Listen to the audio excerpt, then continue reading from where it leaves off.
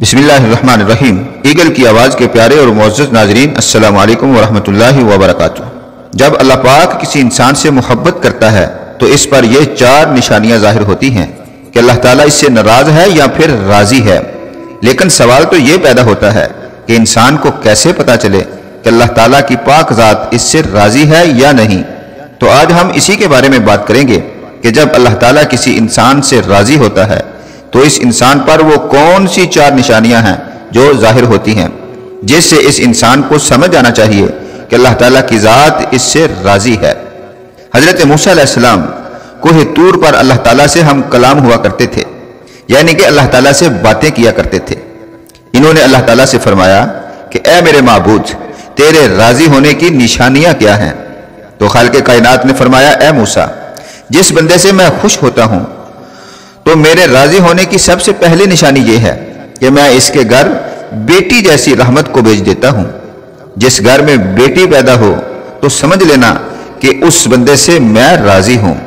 नाज़रीन मोहतरम, जो बंदा शरीयत के मुताबिक अपनी बेटी की तरबियत करता है, अपनी बेटी को इल्म सिखाता है, यानी अपनी बेटी को दीन का इल्म सिखाता है, और जवान हो जाने के बाद इस बेटी का निकाह करके इसको रुखसत कर देता है, तो ऐसे बंदे के मुताल्लिक अल्लाह ताला ने फरमाया कि मैं ऐसे बंदे से राजी होता हूं, इतना खुश होता हूं कि इस बंदे को क़यामत के दिन जन्नत में दाखिल कर दूंगा।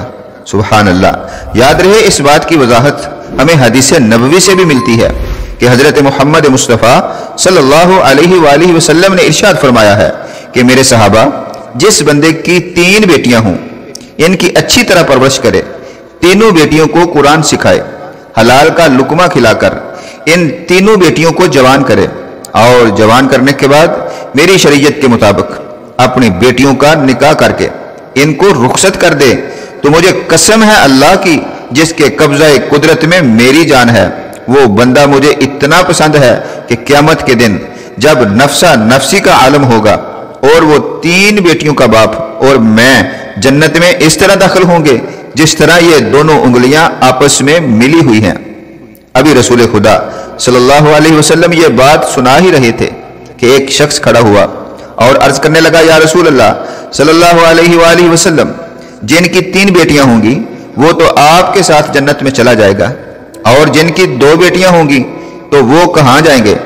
तो हमारे प्यारे आका सल्लल्लाहु अलैहि वसल्लम ने फरमाया, ऐ मेरे सहाबी, 2 बेटियों वाला बाप भी क़यामत के दिन जन्नत में मेरे साथ ही दाखिल होगा, जैसे ये उंगलियां साथ जुड़ी हुई हैं। इतने में एक और सहाबी खड़े हुए और अर्ज करने लगे, या रसूल अल्लाह सल्लल्लाहु अलैहि वसल्लम, 3 बेटियों वाला भी जन्नत में चला जाएगा और 2 बेटियों वाला भी आपके साथ जन्नत में चला जाएगा, लेकिन या रसूल अल्लाह, मेरी तो सिर्फ एक ही बेटी है, तो क्या मैं आपके साथ जन्नत में नहीं जा पाऊंगा? मैं तो महरूम रह गया।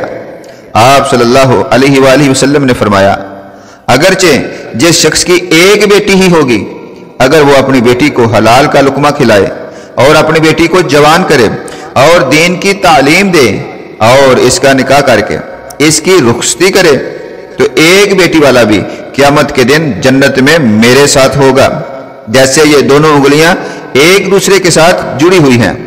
नाज़रीन मोहतरम, हदीस मुबारक का ये हिस्सा तवज्जो से सुनिएगा और अल्लाह ताला की रहमत देखिएगा। अब एक और शख्स खड़ा हुआ और रोने लगा, इसकी आंखों में आंसू आ रहे थे। तो रसूल खुदा ने फरमाया है, तुम्हें क्या हुआ, तुम क्यों रो रहे हो?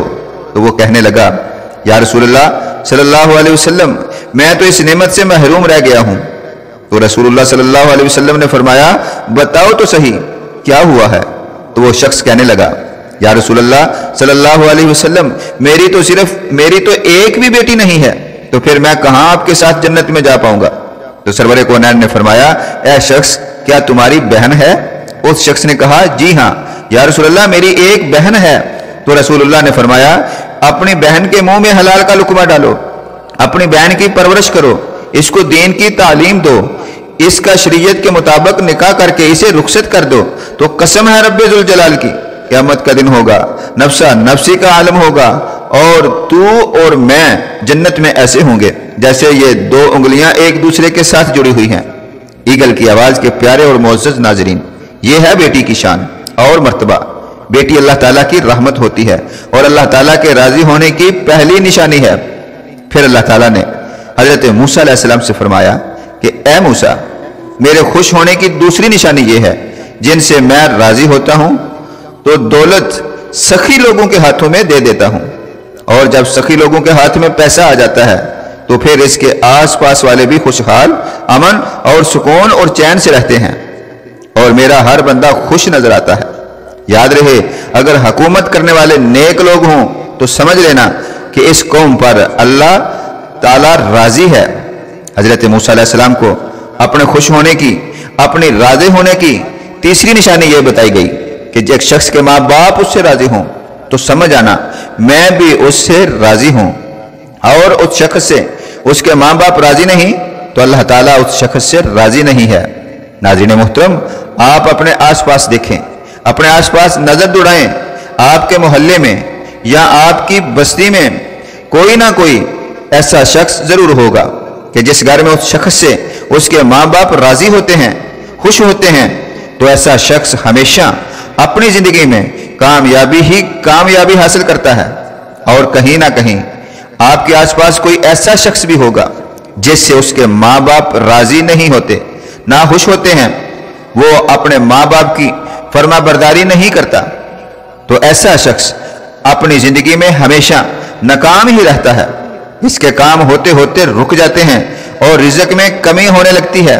तो माँ बाप की खिदमत किया करो, अपने माँ बाप की इज्जत किया करो, अपने माँ बाप को राजी रखा करो, माँ बाप को खुश रखा करो, इनका हाल अहवाल पूछा करो और इनसे मोहब्बत से गुफ्तगू किया करो।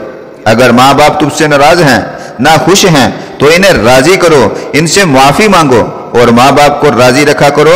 अल्लाह ताला उस बंदे से खुश होता है जिसके माँ बाप राजी हों। आपने ये सुना ही होगा कि माँ बाप राजी तो खुदा राजी। तो अपने माँ बाप की इज्जत करो, इनकी फर्मा बरदारी करो और नेक बनो ताकि अल्लाह ताला भी राजी हो।